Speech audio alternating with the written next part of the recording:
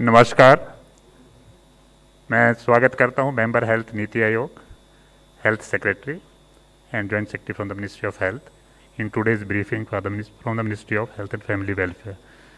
Secretary साहब से मैं रिक्वेस्ट करूंगा सर अपना प्रेजेंटेशन ब्रीफिंग शुरू करें सर।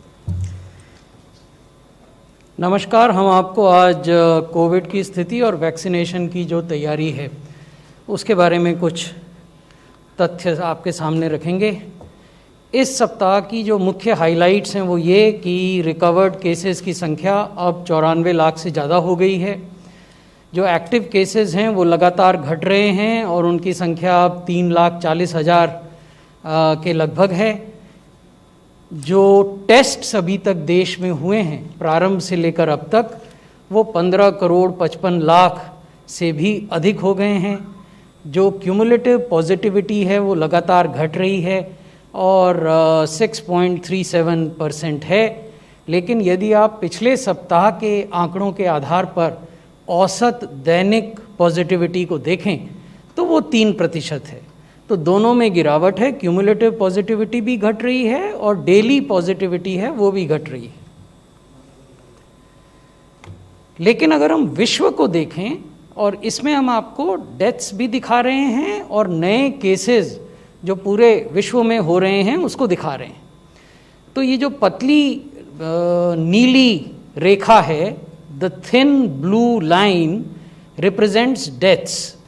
तो आप देखेंगे कोविड से होने वाली जो मृत्यु हैं वो अप्रैल में उन्होंने विश्व में एक पीक देखा था, एक ऊंचाई छुई थी। उसके बाद फिर उनमें डिक्लाइन हुआ और वो घटती गईं। लेकिन नवंबर से जो मृत्यु हो रही हैं कोविड से विश्व में वो फिर से बढ़नी शुरू हुई हैं और लगातार अभी भी बढ़ रही हैं। तो ये एक चिंता की बात है, पूरे विश्व में ये हो रहा है। इसके अलावा अगर आप अमेरिकाज यानी यूएसए और कनाडा को देखें और यूरोप के देशों को देखें तो वहाँ जो प्रतिदिन नए केसेस आते हैं जो हमने यहाँ पीले रंग के बार से दिखाए हैं और हरे रंग के बार से दिखाए हैं, तो उनमें भी लगातार वृद्धि हो रही है। यहाँ भी जून जुलाई में एक पीक आया था और उसके बाद फिर केसेस नीचे जा रहे थे। लेकिन आप देखेंगे कि नवंबर से अब वो लगातार बढ़ रहे हैं और एक देश में तो अब प्रतिदिन 2 लाख से ज़्यादा नए केस भी रिपोर्ट हो रहे हैं और 3,000 से ज़्यादा मृत्यु भी प्रतिदिन रिपोर्ट हो रही है। तो ये विश्व की जो स्थिति है उसमें अभी भी स्टेबलाइज होता हुआ इन्फेक्शन नज़र नहीं आता। लेकिन भारत में क्या हो रहा है? भारत में जो केसेस प्रति मिलियन पॉपुलेशन है अभी भी विश्व के सबसे कम में से हैं, amongst the lowest in the world. हमारे यहाँ 7,178 प्रति मिलियन केसेस हैं। विश्व का एवरेज 9,000 का है और अनेक देश हैं जहाँ ये 30,000 40,000 से भी अधिक है। अगर मृत्यु पर मिलियन पॉपुलेशन को देखें तो भारत में ये 104 हैं और अनेक देश हैं जहां ये भारत से 8 गुना 9 गुना और 10 गुना ज़्यादा हैं प्रति मिलियन मृत्यु। पिछले 7 दिनों में कोविड से होने वाली मृत्यु का अगर हम विश्लेषण करें तो भारत में 2 मृत्यु प्रति मिलियन पॉपुलेशन हैं पिछले 7 दिन के आंकड़ों के आधार पर। और अनेक देश ऐसे हैं जहां ये 40 से लेकर 70 के बीच में हैं।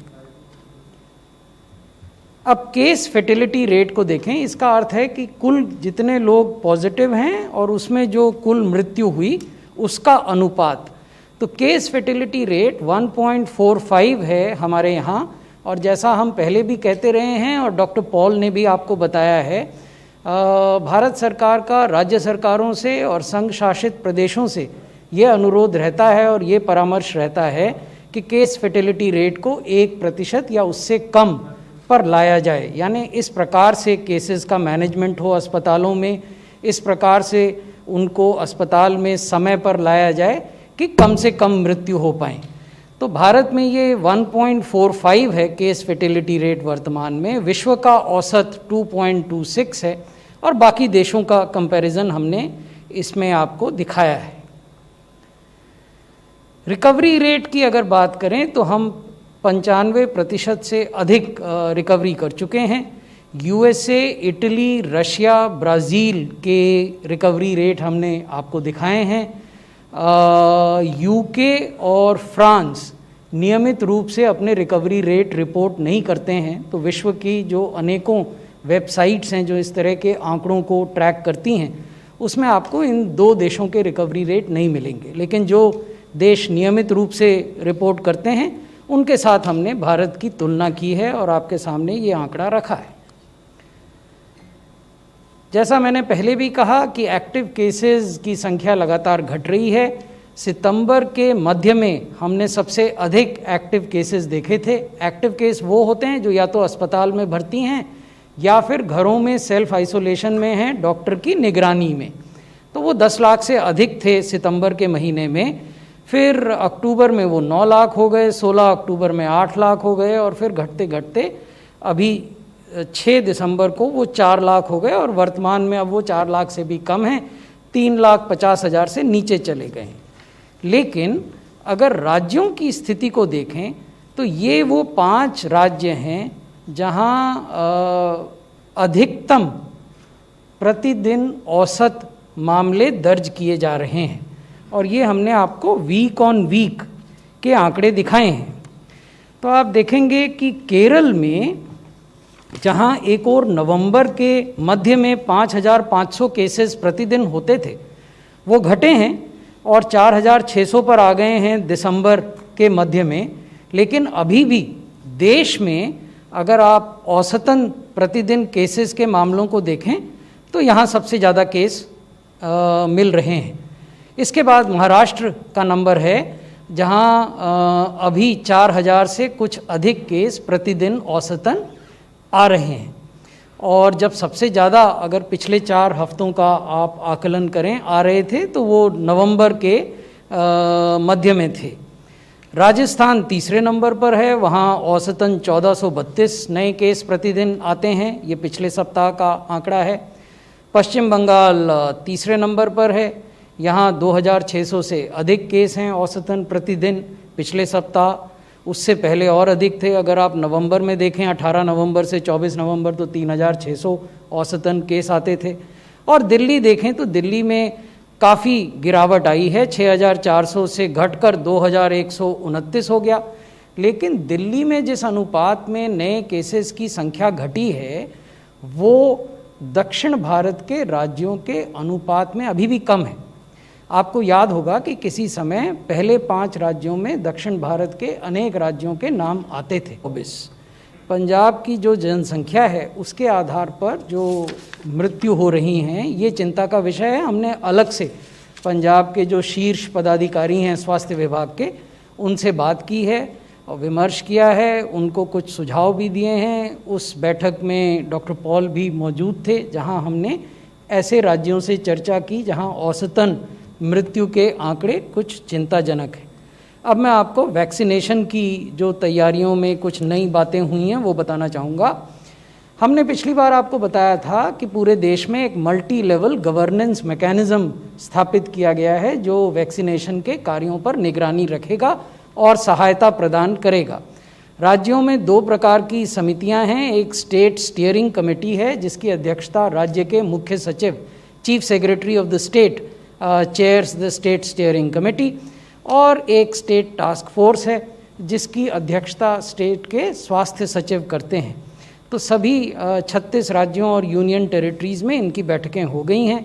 633 जिलों में जो जिला की टास्क फोर्स है जिसकी अध्यक्षता जिला अधिकारी करते हैं, district magistrate of the district heads the district task force, and there are 633 districts across the country where these task forces have met.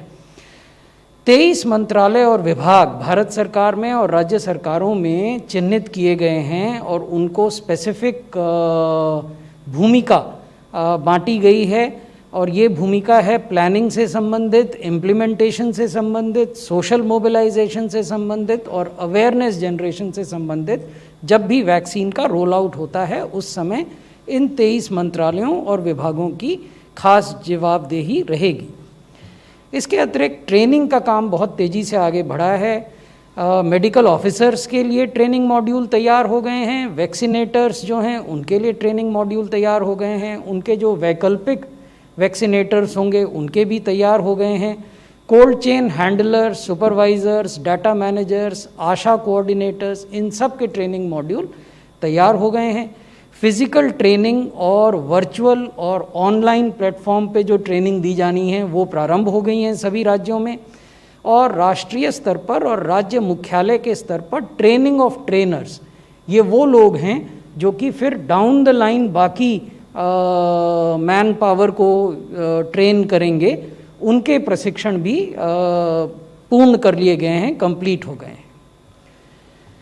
Cold chain management में विस्तृत गाइडलाइन इशू की गई हैं ताकि राज्य सरकारें और संघ शासित क्षेत्रों के प्रशासन इलेक्ट्रिकल और non electrical cold chain equipment के एस्टिमेशन कर सकें। यानी हमने उन्हें इस तरह की गाइडलाइन दी है कि यदि आपको कुल इतनी क्वांटिटी वैक्सीन की मिलती है तो उसको सुरक्षित रखने के लिए आपको किस प्रकार की एक्टिव और पैसिव कोल्ड चेन इक्विपमेंट की आवश्यकता होगी। ये आकलन अब सरकारें अपने स्तर पर कर सकती हैं based on the guidelines which have been issued. इसी प्रकार से management of cold chain at the last cold chain point, ये वो पॉइंट है जहाँ से वैक्सीनेशन सेशन साइट पे वायल्स ट्रांसपोर्ट की जाएंगी वैक्सीन की, तो वो जो अंतिम बिंदु है कोल्ड चेन का, वहाँ किस तरह की तैयारी होनी चाहिए ये, और सेशन साइट पर जहाँ टीकाकरण किया जाना है वहाँ किस प्रकार की व्यवस्था होनी चाहिए कोल्ड चेन के हिसाब से, इसकी गाइडलाइंस भी हमने राज्यों के साथ साझा की हैं। हम 29,000 कोल्ड चेन पॉइंट्स का उपयोग करेंगे, 240 वॉक इन कूलर्स का उपयोग करेंगे, 70 वॉक इन फ्रीज़र्स का उपयोग करेंगे, 45,000 आइस लाइन्ड रेफ्रिजरेटर्स, 41,000 डीप फ्रीज़र्स और 300 सोलर रेफ्रिजरेटर्स का उपयोग करेंगे। ये सारा इक्विपमेंट ऑलरेडी राज्यों के पास पहुंच गया है। इसके अलावा अन्य इक्विपमेंट भी उनको सप्लाई किया जा रहा है। एडवर्स इवेंट्स फॉलोइंग इम्यूनाइजेशन, ये एक क्रिटिकल बिंदु है। जब हम यूनिवर्सल इम्यूनाइजेशन प्रोग्राम करते हैं जो हम अनेक दशकों से इस देश में करते आ रहे हैं, तो भी बच्चों में और गर्भवती माताओं में कुछ कुछ प्रतिकूल प्रभाव दिखाई देते हैं टीकाकरण के बाद। तो इसलिए जब भी हम कोविड-19 का वैक्सीनेशन प्रारंभ करेंगे तो उस समय भी एडवर्स इवेंट्स की संभावनाओं से इनकार नहीं किया जा सकता है। जिन देशों में इम्यूनाइजेशन प्रारंभ हुआ है, विशेषकर यूके, वहाँ पहले ही दिन एडवर्स इवेंट्स हुए हैं। तो इसलिए ये आवश्यक है कि राज्य सरकारें और संघ शासित क्षेत्र इसके लिए भी तैयारी करें।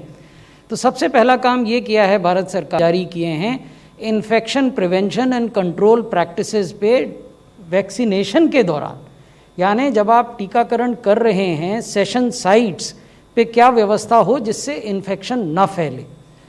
दूसरा, मैनेजमेंट ऑफ माइनर, सिवियर और serious adverse events following immunisation. ये 3 कैटेगरी में एडवर्स इवेंट्स को बांटा जाता है। सीरियस एडवर्स इवेंट वो होता है जहाँ हॉस्पिटलाइजेशन की आवश्यकता हो। बाकी 2 कैटेगरीज माइनर और सिवियर की हैं। लेवल पर न्यूनतम एक, minimum 1, at least 1 AEFI management centre identify करके राज्य सरकारें रखेंगी।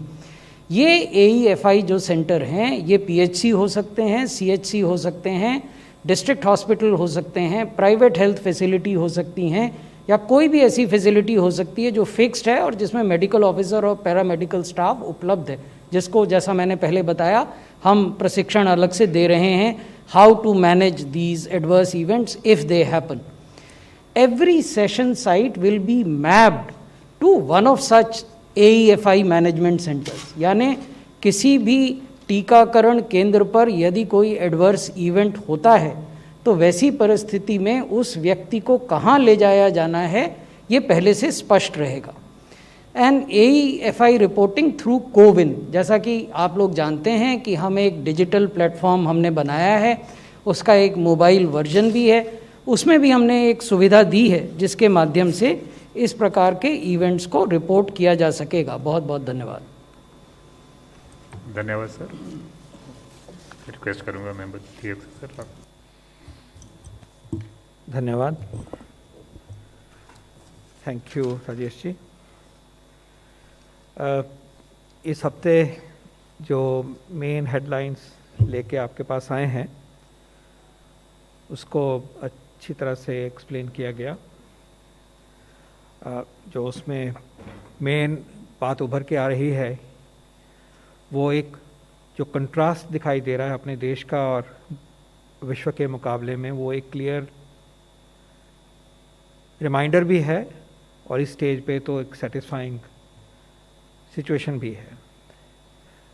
जैसे हम देख रहे हैं कि पिछले हफ्ते में सारे विश्व में जो मोर्टेलिटी हुई है उसका जो पर मिलियन आंकड़ा है वो 5 गुना है वर्ल्ड का एवरेज, और यूरोप के देशों में 8 गुना उससे भी ज़्यादा है, और केसेस का जो हुए हैं वो 3.5 गुना एवरेज के हुए हैं, और बहुत सारे देशों में वो 7, 8, 10 गुना भी हुए हैं।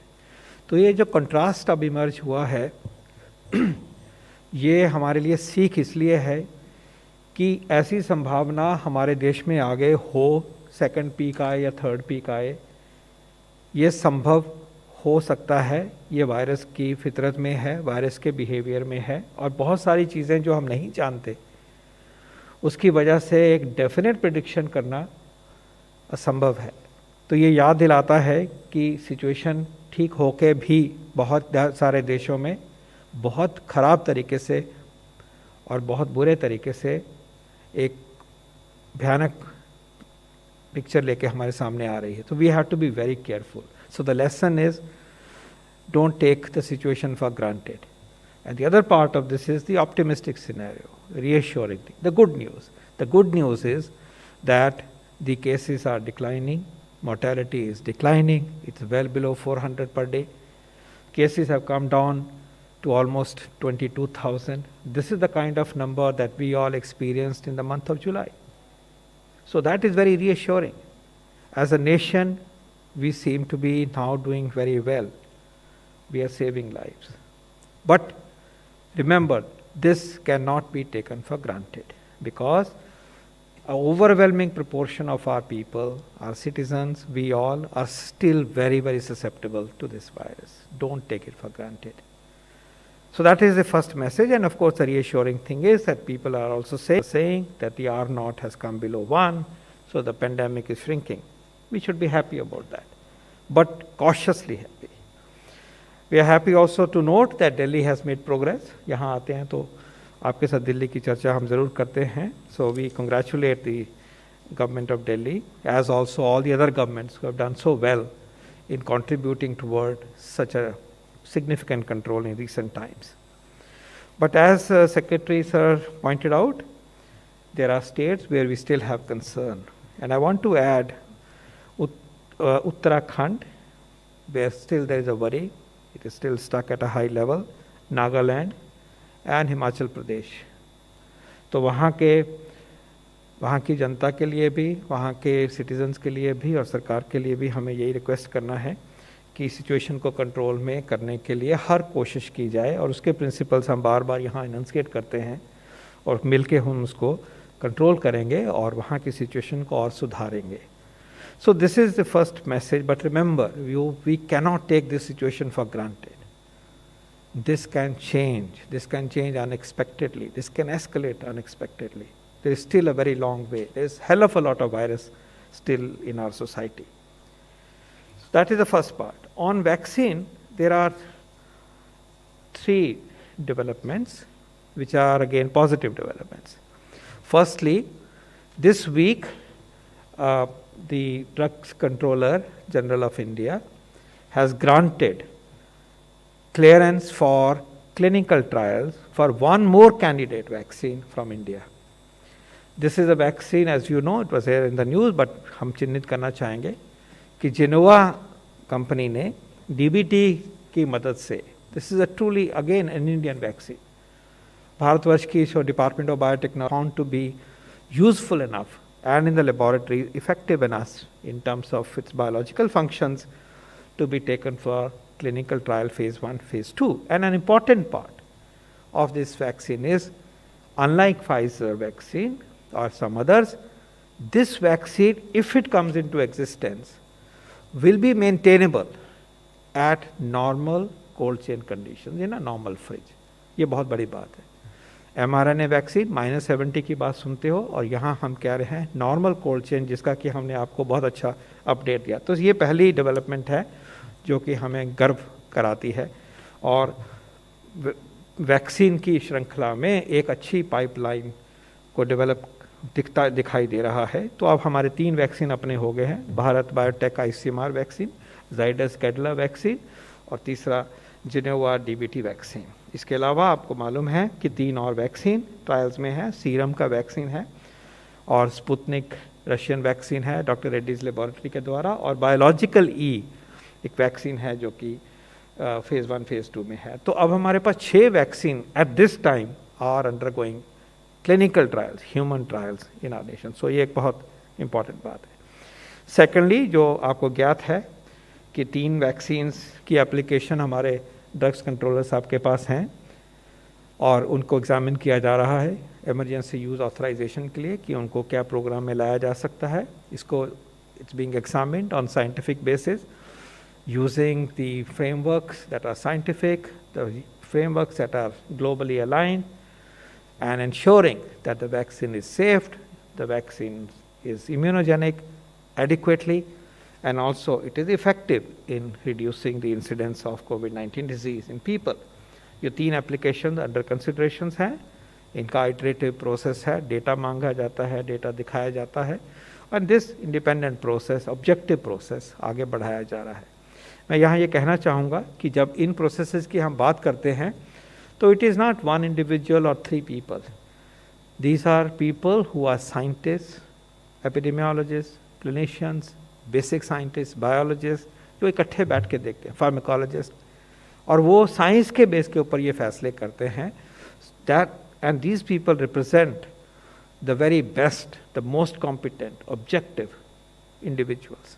तो ये सिस्टम इस तरह से हमारा सशक्त सिस्टम है कि इसकी धाक है दुनिया में, और जो भी ये सिस्टम्स के द्वारा वैक्सीन आज तक आए हैं उन वैक्सीन्स ने अपना काम करके दिखाया है. तो ये इंडिपेंडेंट काम, ऑब्जेक्टिव काम अच्छी तरह से होना चाहिए. तीसरी इंपॉर्टेंट डेवलपमेंट है कि जो ब्रॉड गाइडलाइंस इम्प्लीमेंटेशन की हैं वैक्सीन की, जैसा राजेश जी ने बताया, उनको हमने स्टेट गवर्नमेंट्स के साथ शेयर किया है. उसमें ब्रॉड कॉन्टूर्स ऑफ इम्प्लीमेंटेशन दिखाए गए हैं. उसको लागू कैसे करना है नीचे से नीचे स्तर तक और स्टेट लेवल पे, उसको दर्शाया गया है. उसके बेस के ऊपर ओरिएंटेशन प्रोग्राम शुरू हो गए हैं, ट्रेनिंग शुरू हो रही है. तो ये भी बहुत सिग्निफिकेंट डेवलपमेंट है कि हमारा जो इम्प्लीमेंटेशन कार्यक्रम है वो अब स्टेट की तरफ बढ़ गया है और एक्शन की तरफ चला गया है. उसमें जो एडवर्स इफ़ेक्ट की बात कही है सेक्रेटरी सर ने, वो बड़ी इंपॉर्टेंट बात कही है कि उसमें एडवर्स इफ़ेक्ट अगर आते हैं तो उसको कैसे टैकल करना, कैसे बचाना, कैसे रिपोर्ट करना, कैसे ऊपर एक्शन लेना, हमारा एक बहुत ही इंपॉर्टेंट केंद्र बिंदु है.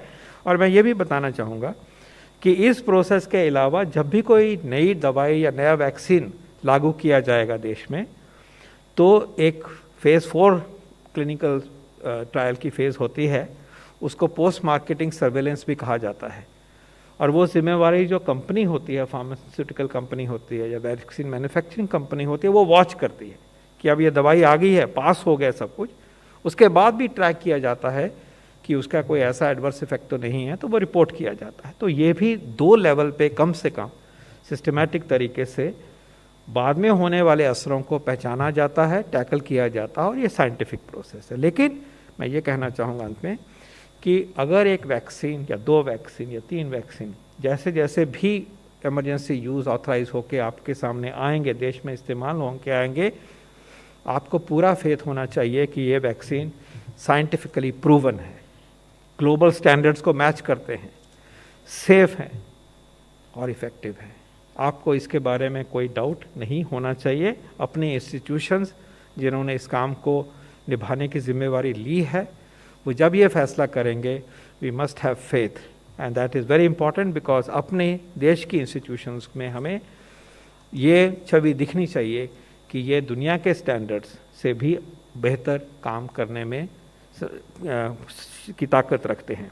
अंत में मैं फिर यही कहूँगा कि यह याद रहे कि अभी वो वक्त नहीं आया है कि जब हम लापरवाही करेंगे। प्रधानमंत्री जी ने स्लोगन दिया है, जब तक दवाई नहीं तब तक ढिलाई नहीं। तो दवाई तो आज भी नहीं है और ढिलाई का सवाल ही नहीं पैदा होता है। ये देखना कि नीचे केसेस आ गए हैं तो हम लिबर्टीज़ लेंगे, ऐसा हम नहीं प्लीज़ करेंगे।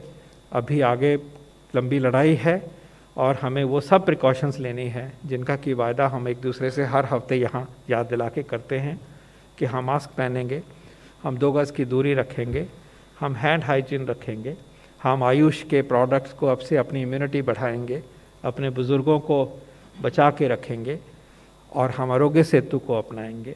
अगर हम में सिम्टम हैं तो अपना टेस्ट कराएंगे ताकि अपने को भी बचाएं और दूसरों को अपने से संक्रमण ना हो, ये भी संभव करें। और इसी तरह से अगर मैं उस व्यक्ति के साथ हूँ जिसके साथ ऐसा कांटेक्ट हुआ है तो मैं क्वारंटाइन के लिए अपने आप को प्रस्तुत करूँ।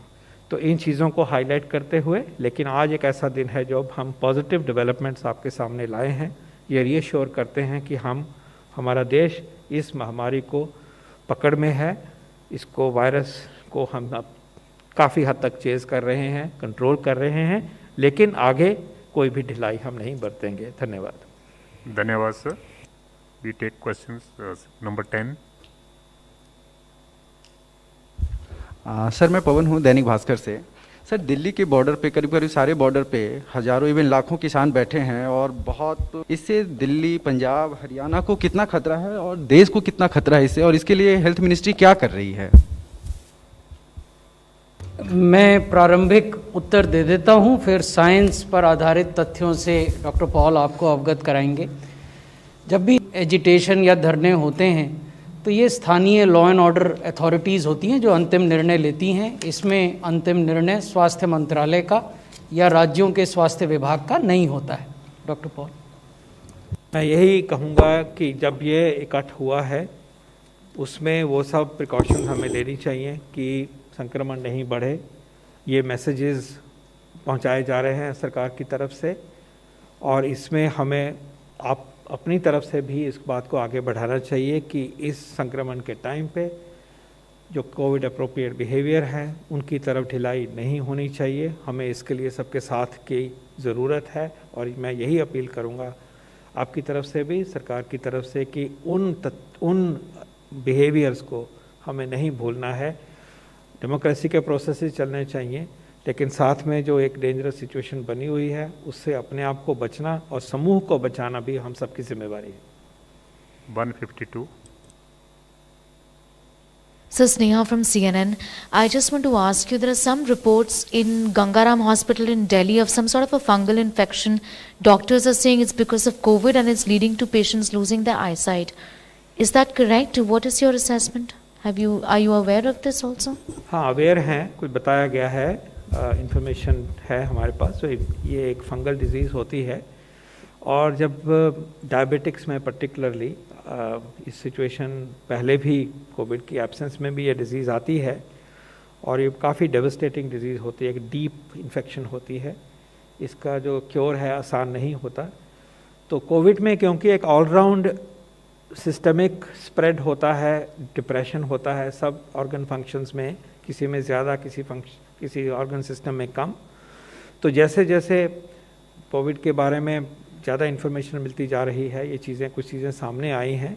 So it is not surprising, उसके जो प्रोटोकॉल हैं उन्होंने ठीक उसी तरह से ही काम किया है, लेकिन ये एक नई इन्फॉर्मेशन सामने आई है। हमें चौकन्ना रहना चाहिए और ये इसी बात को दर्शाता है कि ये डिज़ीज़ अपने आप में एक बहुत माइल्ड डिज़ीज़ भी हो सकती है, बिना सिम्टम की भी डिज़ीज़ हो सकती है, लेकिन एक बहुत बहुत सीरियस रूप भी ले सकती है और ऐसी कॉम्प्लिकेशंस भी अभी देखने में आ रही हैं जो कि अभी तक ऐसी डिस्क्राइब नहीं थी।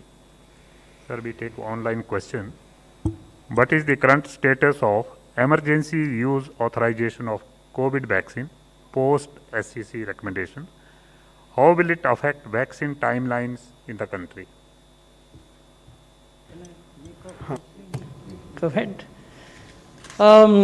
जो नेशनल रेगुलेटर हैं, drugs controller general of India, उनके यहाँ सब्जेक्ट एक्सपर्ट कमेटी होती हैं, जैसा डॉक्टर पॉल ने बताया कि उसमें प्रत्येक विषय के जानकार विशेषज्ञ होते हैं। सब्जेक्ट एक्सपर्ट कमेटी ने जो 3 एप्लीकेशंस उनके सामने थीं, Pfizer, serum institute of India और भारत बायोटेक, उनका विश्लेषण किया, अतिरिक्त आंकड़ों की मांग की है। वो अतिरिक्त आंकड़े तीनों एप्लीकेंट्स द्वारा उनको समर्पित किए जाएंगे, उसके आधार पर वो विचार करेंगे। इस पूरे विचार विमर्श के प्रोसेस से वैक्सीनेशन की टाइमलाइंस पर कोई असर पड़ेगा, ऐसा हमारा मानना नहीं है। डॉक्टर पॉल, हमारी तैयारी जैसे हम आपको बता रहे हैं पूरी तरह से ठीक तरीके से टाइमलाइंस के हिसाब से चली हुई है, और जैसे बताया गया जो लाइन लिस्टिंग है हमारे हेल्थ वर्कर्स की वो बिल्कुल तैयार है। तो इसमें कोई चेंज नहीं है, क्योंकि इतने ही ये स्टेज आना और उसको फैक्टर इन करना पहले से ही सोचा गया है, क्योंकि ये इमरजेंसी यूज़ ऑथराइजेशन है। पूरा ट्रायल तो अभी यहाँ ख़त्म होना है, तो इसके पहले सोचा जा रहा है कि इस ऐसे पॉइंट पे रुकें जहाँ पे कि रीजनेबल से भी ज़्यादा सेटिस्फेक्शन हो कि अब सब ठीक है, उन्हीं 3 पैरामीटर्स पे जिसकी मैंने चर्चा करी, सेफ्टी, इम्यूनोजेनिसिटी एंड इफेक्टिवनेस। तो वो जब उस पॉइंट के लिए आप साइंटिफिक इंक्वायरी करते हो तो और डेटा मांगते हो और इन्फॉर्मेशन मांगते हो, एक रोलिंग रिव्यू की तरह सिचुएशन है ये, तो इसको साइंटिफिक प्रोसेस मानना चाहिए। This is all been factored in and we are looking forward to good decisions soon. Number 14. Sir मेरा नाम संदीप है, न्यूज़ 18 इंडिया से। मेरा सवाल ये है कि वैक्सीनेशन के लिए तैयारियां ज़ोरों पे हैं, लेकिन सर जो आर्म फोर्सेस हैं जो कि इस वक्त बॉर्डर पे हैं, ऐसी जगह पे हैं जहां की आने वाले 2 महीने ऐसे हो जाएगा कि कट ऑफ हो जाएगा, तो उनके लिए किस तरीके की प्लानिंग है उनको वैक्सीनेशन देने के लिए, आर्म फोर्सेस के लोगों को जो कि LOC LAC पर इस वक्त तैनात हैं? जैसा हमने पहले आपको आपके संज्ञान में लाया था कि प्रत्येक ज़िले में जो LOC का इलाका है या बॉर्डर का इलाका है वो किसी न किसी प्रशासकीय ज़िले का हिस्सा है। हर ज़िले में वैक्सीनेशन के सेशन साइट्स निर्धारित किए जा रहे हैं, और वो इस प्रकार से निर्धारित किए जा रहे हैं कि लोगों को बहुत दूर तक न चलना पड़े। जहाँ आर्मी या पैरामिलिट्री फोर्सेस की यूनिट्स तैनात हैं, वहाँ यूनिट के भीतर भी वैक्सीनेशन सेशन साइट्स की स्थापना करने का अधिकार राज्य सरकारों को दिया गया है। Last question, 13. So, as you said that the drug regulator will take into account safety, immunogenicity and efficacy before giving approval to any vaccine. However, you also briefed us about the elaborate setup that has been put in place for AEFI. We already do a lot of vaccinations, AEFI happens, but what is it about this vaccine, if it is going to take into account safety data and all of that, what is it about this vaccine that requires bigger arrangement for AEFI monitoring and treatment and all of that? 3 parameters. Firstly, this is an adult vaccine. Our AFI system was targeted to children and women, and those vaccinations take place in a certain way, starting with hospitals and then into the community. So when you're going to deal with adults, they are going to be physically located in some ways in a different way, and therefore practical aspects have to be tackled. Number 2, we should remember that these vaccinations are new platforms. Number 3, multiple platforms, not just new, but also different platforms. That brings in complexity. And also, if an emergency authorization is being given, please remember it is an emergency authorization, and that brings in even more responsible behavior. And lastly, even if these 2 situations were not applicable, when you are going for an AEFI system, for a new vaccine, there are always new aspects, new side effects, new situations that have to be kept in mind. So some vaccines will cause, let's say, allergic reaction. Others will perhaps have a very high fever, which is a different thing. Some others may be known for a second day, some complications. So there are always nuancing in terms of side effects for new vaccines. So that has to be factored in. Adult vaccination program has to be factored in, EUA, and above all, please remember this time, this is a very large number of beneficiaries and target groups to be tackled over a short period of time in a mission mode. So therefore, there is a need to build on the standard principles of AE5 and make it specific to the fuller dimension and the full dimension of the requirements of this particular set of vaccines. Thank you. Thank you very much, sir. Thank you, friends.